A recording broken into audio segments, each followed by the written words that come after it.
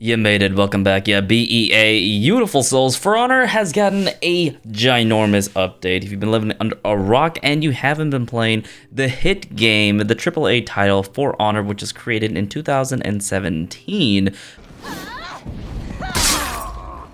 I've been playing since the beta, well, you've been missing out because there's a ton of new changes, especially for the Knight faction, which is, of course, Ubisoft's favorite faction. The poster boy is getting some love, Warden's getting some crazy changes, and your boy Lawbringer has finally gotten some of the biggest changes that a lot of people have been asking for in this community. Now, as you've seen in my title, Xdefiant is pretty much getting canned, and the thing is, For Honor has lasted 8 flipping years and maybe even more to come. You guys have all heard about the 10-year plan. A lot of games have very long plans, 8, 9, 10. Destiny also had another long plan, but also that was scrapped due to many reasons. While For Honor has remained true and strong, even though the servers don't even work. Why is that? I don't know. It's a great looking question. If you guys have the answers, let me know. But Xdefiant is now going to fire essentially all of the dev team that worked there, and the truth is, I'm assuming it's just not going to be financially sustainable. This is a free-to-play game, mind you, so people can just pick this up, play the game however they want. The way they make money is through the microtransactions, buying skins and all that good stuff, and battle passes, so that's probably one of the biggest reasons why they aren't going to try to trust the game. For Honor, when it first came out, it was a game you had to buy with money. I believe it was $60 at the time. You remember when games were $60? I don't, Unk. And the truth of the matter is that games are getting more expensive these days. You know, companies want more money in their pockets. That's just the truth of the matter. Gaming is a business at the end of the day, and you have to be able to pay the people that work. And these games are expensive to make too, mind you. For Honor is a 2016 game, and I'm not gonna lie to you, it looks fantastic for being made in 2016, 2017. Well, actually, maybe a little bit of For Honor too. Bombing. Games take a while to be made, mind you. It's not just made in 1 year. A game that's made in like 1 year, you can definitely tell how bad it's going to be. I'm looking at you, Assassin's Creed. So For Honor surviving the test of time for the past 8 years while Xdefiant, a new game, which is essentially just a shooter. And I played Xdefiant too. I played the beta and the alpha. It was really good. It felt nice. The core combat, the shooting mechanics, the reload animations, all that good stuff felt like Siege mixed in with a little bit of Call of Duty, a little bit of Overwatch with the skills and all that good stuff. Might be a little bit too much of every single game. It's trying to make something, it's trying to catch up to a trend, and it's probably a game that was released a little bit too late. Whereas For Honor and Rainbow Six Siege has also stood the test of time. Those two games released at a perfect time when there was no such competitions for tactical shooters, really sweaty tactical shooters, mind you. And of course, a third-person fighting game with Samurai, Vikings, and the Knights. That's what gave them their edge, and of course Ubisoft also trademarked and patented the art of war. So one thing that's important, let's just hope that Ubisoft doesn't know that For Honor exists so that they can't have the ability to can it, right? Let's hope that's the case, staying under the radar, because I'm sure Ubisoft knows that For Honor actually makes quite a bit of money, or at least has a pretty much staggering player base. Siege probably has way more, but both games are incredibly sweaty and have a cult-like following. For Honor is continuing to receive updates to this day, whether the patches take 1 month or 2 months, especially if it is catered to a hero rework or hero rebalance, feat changes, really core mechanics that really change the game. That might take a couple of months, and that's a good thing. You shouldn't rush these things. One of the most important changes that has made the dev team and Ubisoft realize that For Honor is a pile of sitting gold just waiting to be dug out is that they decided to fix the servers. When a company actually decides to fix something super monumental like the entire server system, turning it into a dedicated servers instead of peer-to-peer, which it was beforehand, and there were loads of players just getting disconnected left and right. I remember back in the days on my console playing on the Ethernet cable, even a Wi-Fi, I would just get disconnected after every single match, not getting any XP, and that really turned me off from the experience. And For Honor was quite an experience. It's a game of all time, mind you. And I'm not saying that fixed For Honor per se. It definitely did contribute to the success or bringing back some players of For Honor. Otherwise, the game would have died out years and years ago. I promise you that much. But when a studio realizes that it's losing on potentially an insurmountable amount of money, it will fix the one issue that the player base has a huge problem with. Any company, I don't care what company it is or who you work for, they will start to pay attention when they can't fund their e-girl bathwater anymore. And here we stand where big changes have happening. They're working on feats right now. Peacekeeper currently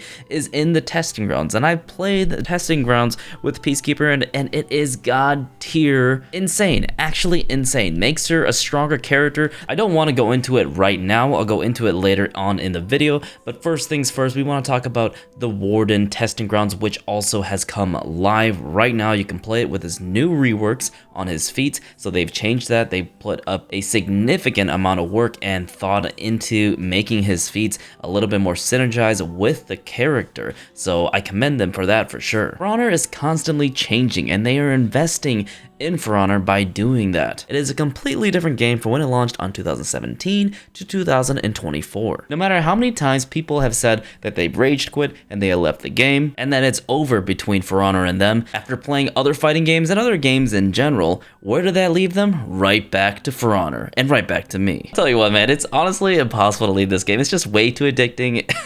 And I think a lot of us just are truly stuck in that Stockholm Syndrome. They also happen to give Lawbringer a new Rollcatcher, which we have been asking for years and years, and finally he does have it. So a lot of these big changes that they have been investing in have finally come to fruition. Is it going to be perfect? Oh god, no, it's not going to be perfect. But what game is, honestly? Personally, I think the animation could use a little bit of work, but they've had about 2 months to do it, so I think they need a little bit more time to cook it in the oven. The interns at Ubisoft aren't going to prioritize the long dong of the Law's Rollcatcher over a fierce feet animations. I mean, come on, let's be real here. We know what sells. Probably why I see so many Fear players in my game. Stop the cap. I know you guys are out there, and I know that's why you play her. Now with Warden's new feat rework, basically body count is just better. You heal so much. You can heal all the bleed from Nabushi and Peacekeeper stabbing you from behind, giving you those free back shots, because Warden is just sick and tired of those pesky mosquitoes. Enfeeble Shoulder, which now is going to decrease their attack for 10 seconds for 10%. This is absolutely god tier because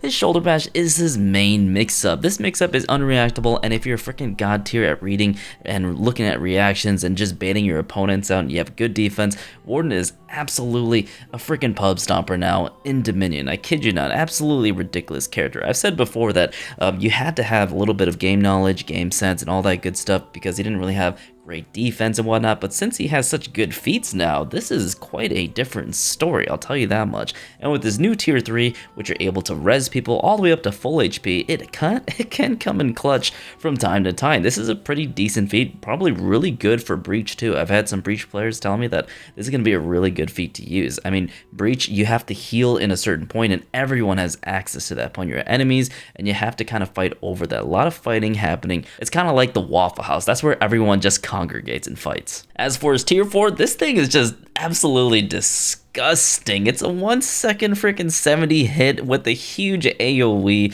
Think of ranking guards, but it actually does a crap ton of damage. My goodness, holy smokes. This thing, I have gotten killed by it so many times, and I've gotten so many kills with it. I mean, for Wardens, I feel like that's actually going to be fairly cancerous now, I'll tell you that much. I mean, Wardens are just, they're eating good. They've gotten so many buffs over the past countless years, man. You can definitely tell this guy's got plot armor for sure. He's honestly just one of the best characters right now. I tell you what, I mean, as a Vanguard character, one of the first characters you play, the poster boy, he's a solid pick at this moment in time, even against some of the other top tiers. He just got that zestiness inside him. And I'm not gonna lie to you, you're still gonna eat a ton of Nobushi bleeds, Nobushi arrow strikes, and her fire traps in the minion lane. For Honor has stood the test of time because of one sole reason, and I'm gonna show you why. You may have 100 matches with a 4-stack of Hitakiris or Jormungandrs, or even constant 4-stacks of comp players that don't go outside or shower, but there's just one match that makes it all worth it.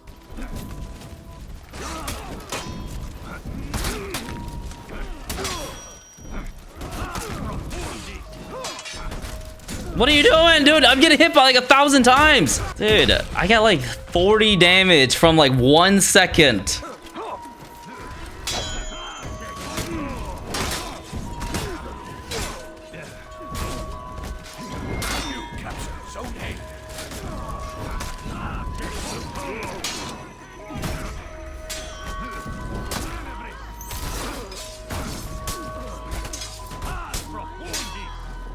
Can you guys stop getting flipped? That'd be great. I want to fight the minions. Oh my god, look how much healing that is.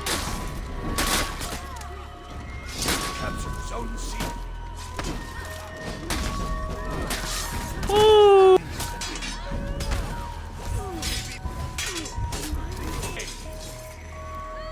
Bruh. Oh my lord. Very strong.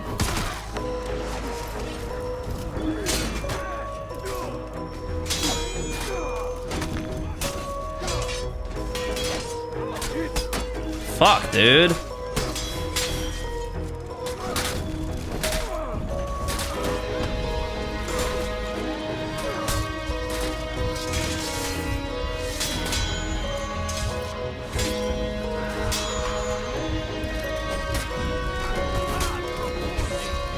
Oh my god. I'm being greedy.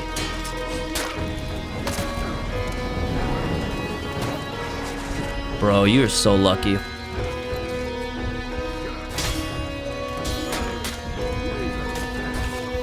Two feats to be thrown at me. Bro, this guy just refuses.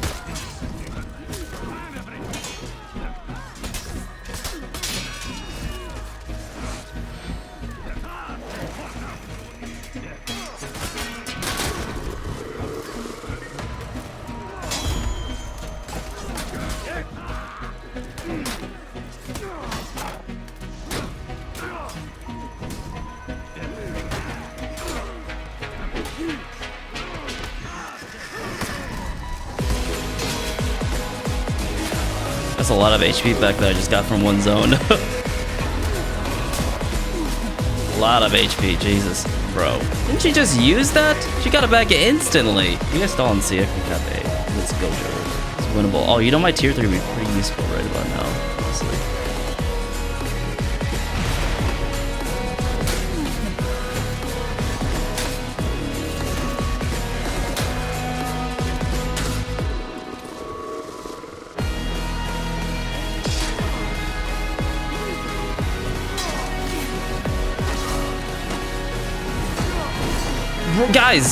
Guys, you know we're breaking, right?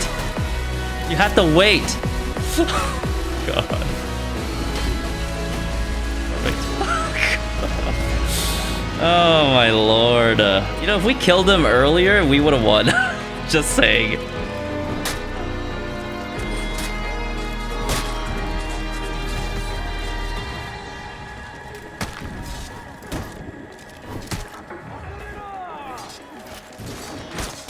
Bro.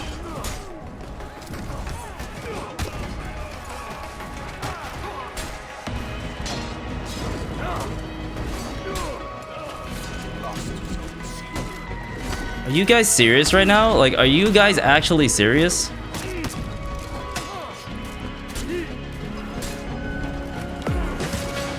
Bro, did you guys actually lose over there?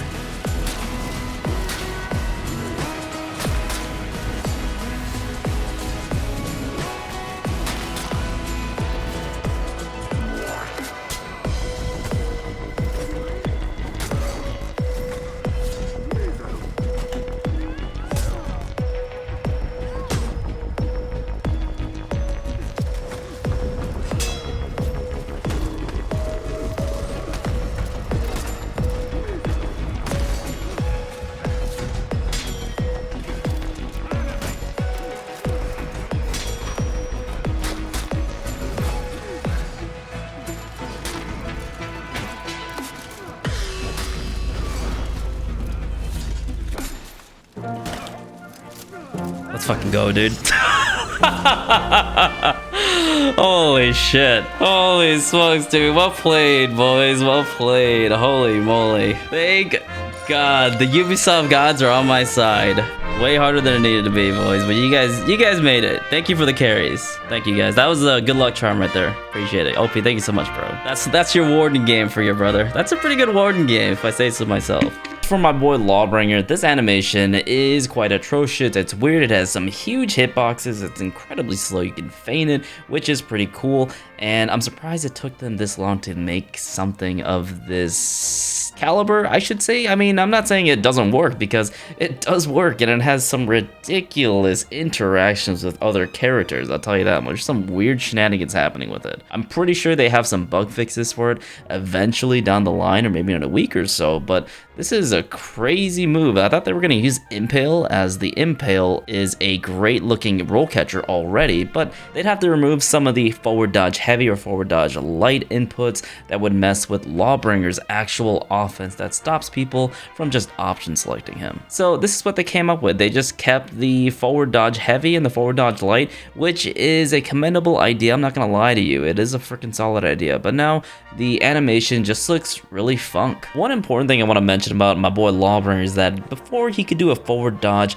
into a heavy to track people who would dodge away from the forward dodge animation, and that would catch them, and they could also parry an attack with the forward dodge input in case you anticipated a light check, and that was fairly important for Lawbringer players. But now you can't really do that anymore. You're kind of committed into doing a forward dodge heavy attack or a forward dodge light attack, and that definitely messes up with his opener. Forward dodge bash simply is an okay viable pressure tool from, you know, neutral, but it really isn't the end all be all, because a lot of good players just dodge on orange anyways. So while giving him a ton of more damage, which is fantastic, they increased his heavy damage to 22 plus the initial 4 damage from his tap, which is 22 on the side heavy, and the tap on the follow-up, which is 4 damage, and then they increase his top heavy damage to 25 and the additional 4 damage, so it's a lot more damage. It's like 29 damage for the top heavy. You're not going to land this on a guard break, but you will be landing this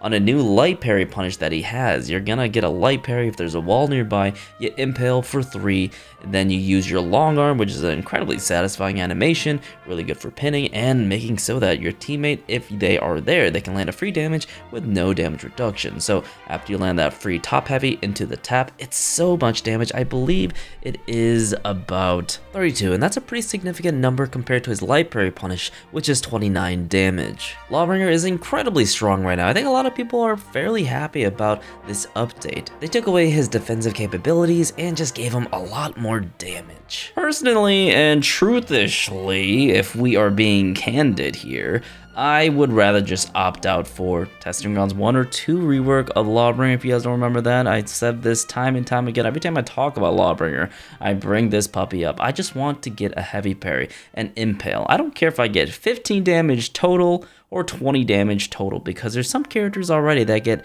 30 damage for an impale, mind you, or just any wall splat after a heavy parry. I'm not going to name any names whatsoever, but the fun part about Lawbringer was getting some flashy and cool animations that made you look freaking badass. So you guys want to tell me how this animation is looking for you? Do you like it? Do you hate it? Let me know in the comments, because I am glad he's finally gotten a Rollcatcher, because people are still dodge rolling me to this day, and I'm catching them, baby. I am catching them. Women may dodge roll away from me IRL, but nobody in For Honor is dodge rolling away from me with my boy Lawbringer, and that's a SolidSol guarantee. The tier 1 crossbow, you're getting it every 30 seconds. This means that you'll get it within the first fight. You can shoot it as a projectile really far away. Now granted, it's not 400 ms like the kunai, it is 600 ms. It is fairly reactable if you're paying attention to the animation, but since it's a projectile and you can shoot it really far away, you're taking 15 damage every single time. You'll probably get it within at least 2 times in a fight.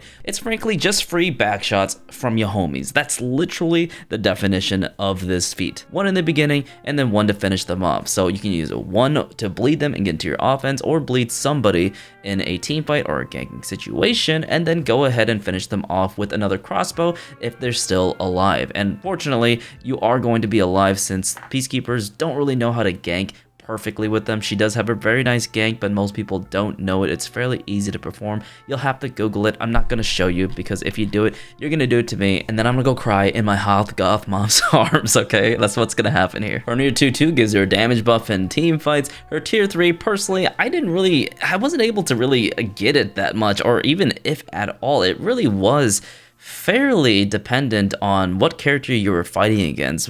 Would it be more helpful than having the tier 3 bleed? Personally, I don't really think so. This is probably more of a really situational type of setting where you are in a coordinated team or a character has a really wide hitbox. It might depend if you're fighting like Majai's, Jang Jun's really big hitbox attacks. It's really dependent on that. So if you guys have better experiences than me, let me know. But right now I haven't found it to be actually too overbearing, and I don't think it necessarily takes away the skill factor of Peacekeeper deflecting external moves anyways in the first place, because they were already fairly hard to do and pretty much near impossible. Most of the time they were just accidental anyway, so it just makes it a little bit more consistent and gives her a full block mechanic type of play that involves deflects instead of just a full block attack. I think it's pretty cool to see more characters getting deflects, especially in team fights. We know that it's a pretty sick looking move and players should be rewarded for it, so I'll give the devs a bone and say it's a pretty cool concept, but let's just wait and see how the meta evolves with this new feat if it does get released. Remember, it's just testing grounds.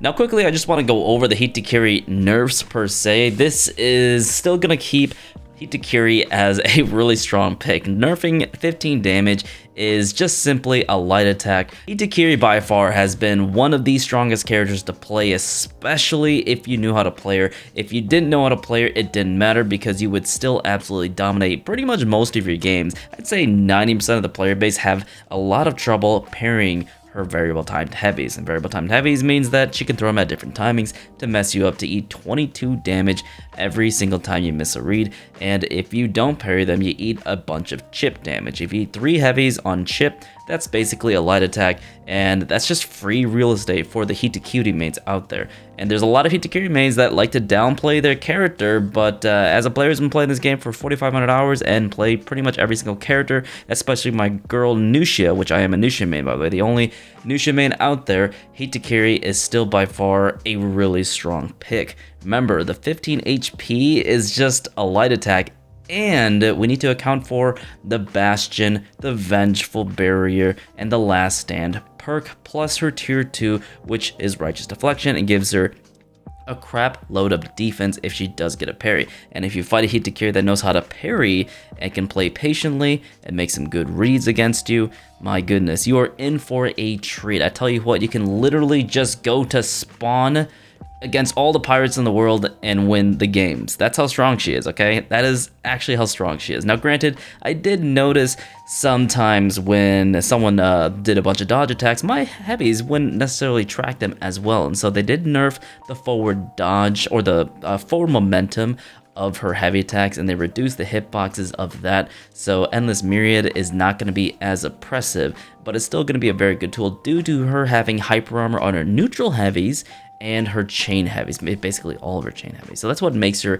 so oppressive and strong, is that she can continue her offense and make it so that people can't really, I mean, you can option select her, but you can't light check her. So you have to have a dodge bash and a really good dodge attack. And especially in 4v4, she's going to be target swap swinging these puppies, and the animation can be very hard to react to. They are fairly unreactable to, I'd say, 99% of the player base. I don't even think pro players can consistently parry this 100% of the time. It's fairly hard to, and that's why they have option selects, and that's why you should have options to deal with certain character mix-ups. It's fairly important to have that, otherwise you're just eating 50, or not even 50-50s, it's just 33-50s all the damn time, and that's not too much fun to be staying on the back foot the entire game. I'm a hero for using Heat to Carry. I may or may not agree. That is a strong word. I respect anyone who calls me that. Oh, make 2 Pyre Rage Quit, let's go! And here we have some of the biggest changes that I've seen for this specific character.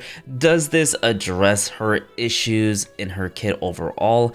And does this make her stronger in general when the average player is using them? Because this is a pretty controversial character. The pros say she's S tier. On paper, she has a pretty good mix-up, at least in duels and if you've got reactions like a god. And she's got the chain form as light attacks, horror trap mix-ups are unreactable. But the thing about this character is that she has so many different option selects against her that you do need to focus and prioritize patience, and playing methodically. Sometimes you can let raw heavies fly, and other times you just eat raw heavies to the face. That is the life of a Nuxia main. Nuxia mains are basically extinct. So what the Ubisoft interns did was that they just sped up her zone outright. Beforehand, it was an incredibly slow zone attack that was fairly interruptible, but you could feign it pretty fast. The zone attack is now a 500 MS attack that deals 11 damage and goes into a faster zone. Finisher, comparative to her previous self,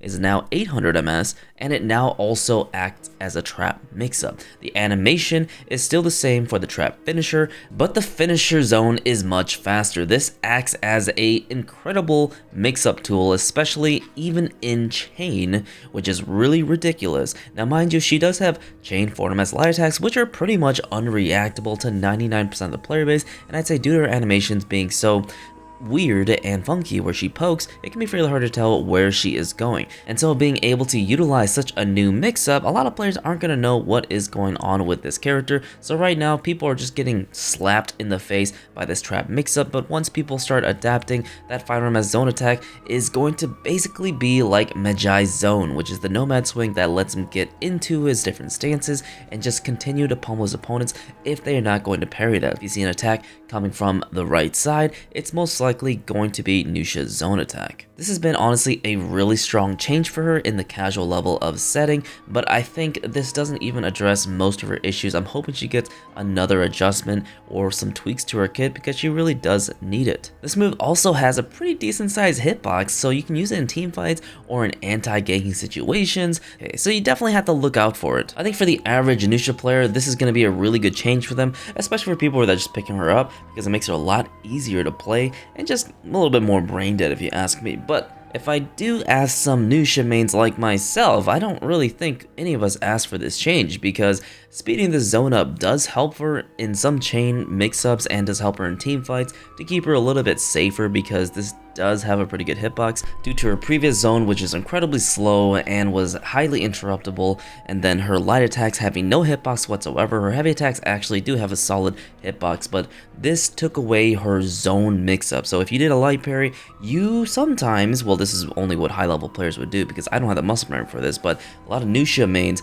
like Suji, who would just play this character religiously, would throw a zone attack. Either they let it fly, but most people would just block this, right? It's a light parry, you're gonna block this, it's a really slow move, but it does freaking an astronomical amount of damage to you if you do land it, because you're getting light parried. They're just gonna assume that you're in a heavy attack, but no, it's a zone trap mix-up, and it's 29 freaking damage, and with Deadly Duet, it's 32 damage into minions. So this is a pretty cool mix-up that has been pretty much deleted from the game, and while this is a pretty high damaging light parry, which most characters don't have except for Lawbringer. Now Lawbringers is guaranteed if there's a wall split, but Nuxia's is not guaranteed. It is a mix-up within a mix-up when you don't take your guaranteed punish. So I think that is a lot more fair, and it makes her very scary for being a strong damaging character if you get light parries.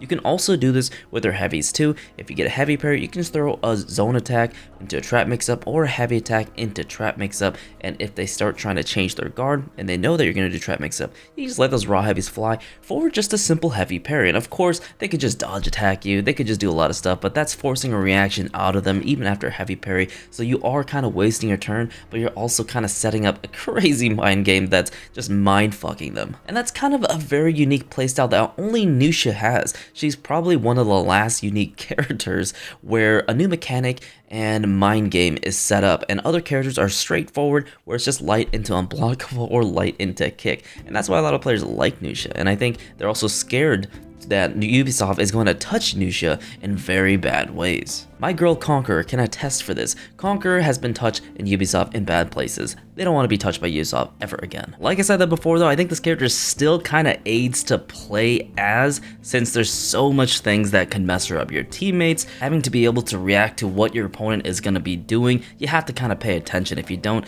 you're just going to eat a lot of damage. But at the end of the day, this is a pretty good change for her. It makes her a lot more viable and a little bit more spammy if you ask me, and getting into her trap mix-up, however, doesn't really address her core issues on the trap itself, doesn't give her any dodge cancel recoveries after landing a trap, or speeding up the animation ever so slightly. If you do land it in a team fight, just making it a little bit quicker would honestly just help it tremendously, or honestly just giving it the ability to cancel out of the trap in case you see someone hitting you or trying to interrupt you. That'd be kind of sick, going for some sick plays like that. I mean, Nuxia's all about not confirming damage or just taking heavies to the face, so might as well get some nice deflects out of that, right? That situation is very beneficial for us Nuxia mains out there. And remember, when I say dodge cancels, I don't mean dodge cancels on literally every single move like Pirate, which is one of the most hated characters, also Rochi, one of the most hated characters. We don't want dodge cancels on literally every single move. We want it to be more of a skill move, maybe after light finishers, maybe after just normal heavy attacks, you know, things like that. And like I said before, during or after traps. So for those 3 Nuxia mains out there which are endangered species, let me know your thoughts on the new zone. People are still gonna get used to this, and maybe there's some new tricks and tips, so leave them in the comments to help the new Nuxia mains out there. Otherwise, tell me how disappointed you are in Ubisoft, because welcome to the party. First time, For Honor is just a game that you can't really play alone anymore, and when you do, you have to set realistic expectations. You can't win all your anti-ganks. Ganks are just so incredibly strong, and there's just no way that revenge is gonna work for you, because it only works for Faram. Do you need therapy after this game? Oh, most definitely. I guarantee you should probably play some more PvE games, maybe some Path of Exile, some Baldur's Gate, maybe even Persona. You should probably try to relax after playing this incredibly toxic game. But the great thing about this game is that you can always come back to it, as long as it's still alive, unlike Xdefiant. What makes For Honor great is that you can essentially hope that your character will eventually get reworked or buffed. Things are always changing, and change is a good thing. I know I sound like I'm glazing up For Honor right now, but I'm really happy that I've pretty much given a lot of my years to For Honor. I've had a great time with it. It's my childhood game, and I know all you guys don't want to give up on it either. I won't. I'll continue to make content on this as long as I continue to have fun with all these amazing characters. Hope to see all you BEA beautiful souls on the battlefield. Well played to everyone. Bye-bye. See you later.